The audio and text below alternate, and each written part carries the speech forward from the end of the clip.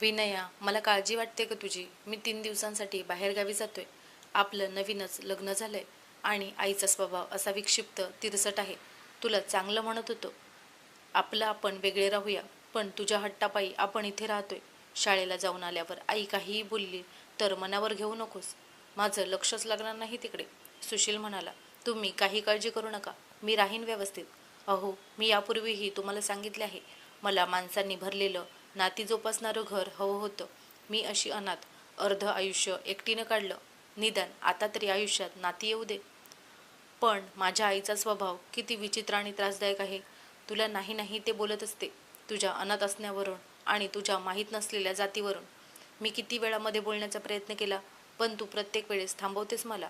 तिचा चहा, स्वयंपाक यमुनाबाई करतात आणि आपल्या दोघांचा तू. असं किती दिवस चालायचं?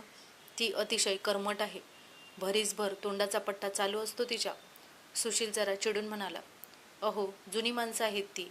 त्यांचे विचार या वयात त्यांनी एकदम बदलावे अशी अपेक्षाच नाही माझी. तुम्ही निश्चिंत मनाने जा. काही काळजी करू नका. विनया शांतपणे म्हणाले. विनया सकाळी उठली. नेहमीप्रमाणे काम करू लागली. तिकडे निर्मलाबाईंच्या तोंडाचा पट्टा चालूच होता. कोण कुठली भिकारडी आणून ठेवली माझ्या घरी? जातीची ना पातीची. आईबापाचा पत्ता नाही, जातीचा पत्ता नाही. कुठून ह्याला अवदसा आठवली आणि हिला घरी घेऊन आला माझ्या. सगळं घर बाटलं. विनयानं काहीही न बोलता शांतपणे आपली कामं उरकली. डबा भरला आणि शाळेला गेली. मग यमुनाबाई आणि निर्मलाबाई यांचा संवाद सुरू झाला. बघा, पाहिलं ना, आजकालची पोरं. माझ्या मनाविरुद्ध अनाथ पोरीशी लग्न करून बसला. मी तर दुसऱ्या गावाला निघून जाणार होते पोरीकडे, पण मध्येच लॉकडाऊन सुरू झालं म्हणून इथे अडकून पडले. ही पण अधूनमधून शाळेत जाते. हल्ली ऑनलाईन क्लासेस शाळेत घेत आहेत. बाडगी मेली. कशी माझ्या पोराला भुरळ पडले आणि या सटवीला घेऊन आला. तरी मी माझ्या घरात कुठेही तिला लुडबुड करू देत नाही. माझ्या स्वयंपाकघरात माझ्यासाठी तिने काहीच केलेलं मला अजिबात आवडत नाही. मी तिला माझ्या घरातच खड्यासारखी बाजूला ठेवली आहे. माझ्या घरातल्या देवांना तर तिने हात लावलेला सुद्धा मला चालत नाही. तिची सावलीसुद्धा माझ्या देवांवर पडायला नको आहे मला. शांत आहे हो तुमची सुनबाई, काही बोलत नाही. यमुनाबाई मध्येच म्हणाल्या, कसली शांत? खाली मुंडी पाताळ धुंडी मेली. अनाथाश्रमात कुणाची तरी पापं आणून टाकतात, तशीच ही पण. मी इतकी बोलत असते तिला, पण अक्षर उलट बोलत नाही. ती काय बोलणार? पोराकडे बघून मी सगळं सहन करते. झालं. घ्या, चहा घ्या. यमुनाबाईंनी कपात चहा ओतून त्यांच्यासमोर ठेवला. विनया घरी आली तर घराचा दरवाजा सताड उघडा होता. ती बेडरूममध्ये गेली. निर्मलाबाई पलंगावर आडव्या पडल्या होत्या. डोळे पांढरे झालेले. त्यांच्या खोलीतून खूप घाण वास येत होता. त्यांना डिहायड्रेशन झालं होतं आणि सतत संडास उलट्या करून करून शरीरातून सतत पाणी बाहेर पडून त्या अगदी अशक्त झाल्या होत्या. नंतर त्यांच्या अंगात उठायची पण ताकद राहिली नव्हती. त्यामुळे बेडशीट, साडी, खाली सगळीकडे घाण पसरली होती.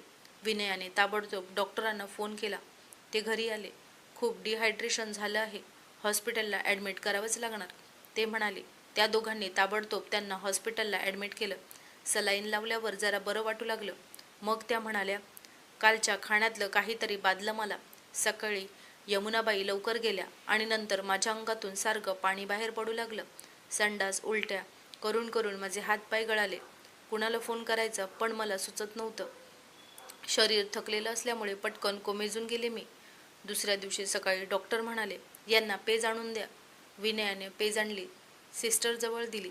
म्हणाले, त्यांना भरवाल का प्लीज? दुसऱ्या दिवशी संध्याकाळी निर्मलाबाई घरी आल्या. त्यांची खोली स्वच्छ करून ठेवली होती.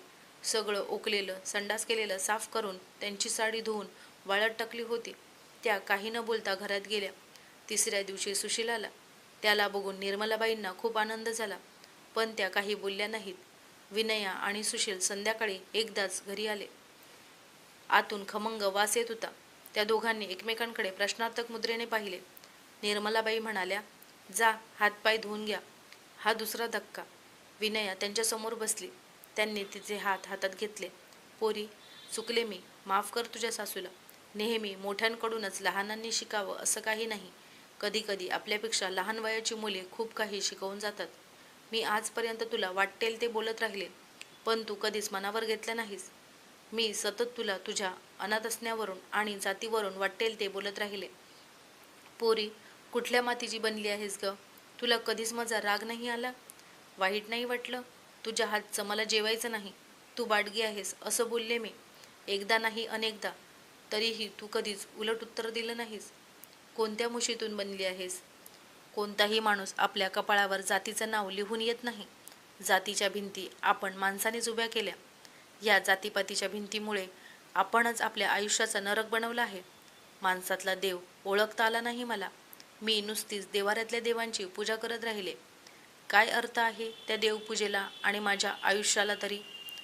ही जातपात आपल्या सोयीनुसार वापरतो आपण.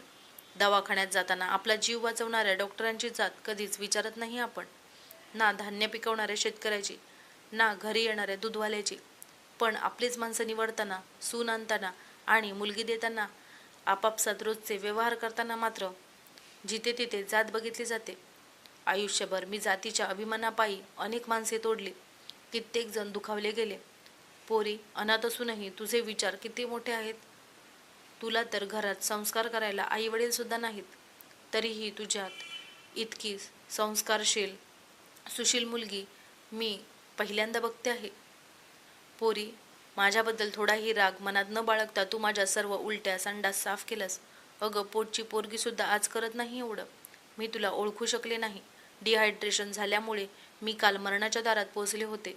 पण तू मला तुझ्या कष्टांनी तिथून ओढून पुन्हा माणसात आणलं. तुझे उपकार कसे फेडू मी? आणि त्या दिवशीची ती पेज तू बनवली होतीस ना? तुम्हाला कसं माहिती यमुनाबाई त्या दिवशी आल्या नव्हत्या हे? तिच्या हातची चव माहिती आहे मला. तुझ्या हातची चव पेजेच्या पहिल्या चमच्यातच मला कळली. ती अतिशय चवदार होती. त्या पुढे म्हणाल्या, पोरी, मी तुला ओळखू शकले नाही. कोणत्या जन्मीचे ऋणानुबंध घेऊन तू माझ्या घरी सोनपावलाने आलीस. पण मी तुझं स्वागत करंटेपणाने केलं. आणि हो, गोड नवीन बातमी मला तू सांगितली नाहीस तरीही मला कळले. कशी काय? सुशीलला आश्चर्य वाटलं. अरे, माझ्या अनुभवावरून. माझं वय 62 वर्षे आहे. हे केस अनुभवाने पिकले आहेत. तुझा ओढलेला कोमेजलेला चेहरा बघितला तेव्हा शंका आली मला. आणि काल तर तू सुशीलला फोनवर सांगत होतीस तुला थालीपीठ खावंसं वाटतंय म्हणून.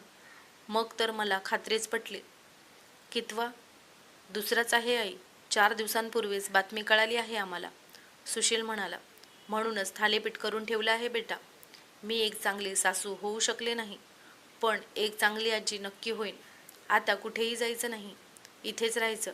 आपल्या दोघीत उभी केलेली ही भिंत आज आपण पाडून टाकूया कायमची. पण मला सांग, तुला माझ्यावर इतका विश्वास कसा होता? सुशील आणि विनयाचे डोळे भरून आले होते. विनया म्हणाली, सासूबाई, मी तुम्हाला कायम माझी आई मानत आले आणि कोणतीही आई आपल्या मुलीचं वाईट कधीच करत नाही. आता निर्मलाबाई आश्चर्याने थक्क झाल्या होत्या. त्या म्हणाल्या, वाईट एकाच गोष्टीचं वाटतं. हे शहाणपण मला वयाच्या 62व्या वर्षी आलं. आता मी एक चांगला माणूस म्हणून जगण्याचा प्रयत्न करेन. निर्मलाबाईंनी उभी केलेली भिंत आता कोसळली होती, कायमची. तर मित्र आणि मैत्रिणींनो, तुम्हालाही आजची कथा कशी वाटली ते कमेंट करून नक्की सांगा आणि चॅनेलला सबस्क्राईब करायला विसरू नका. धन्यवाद.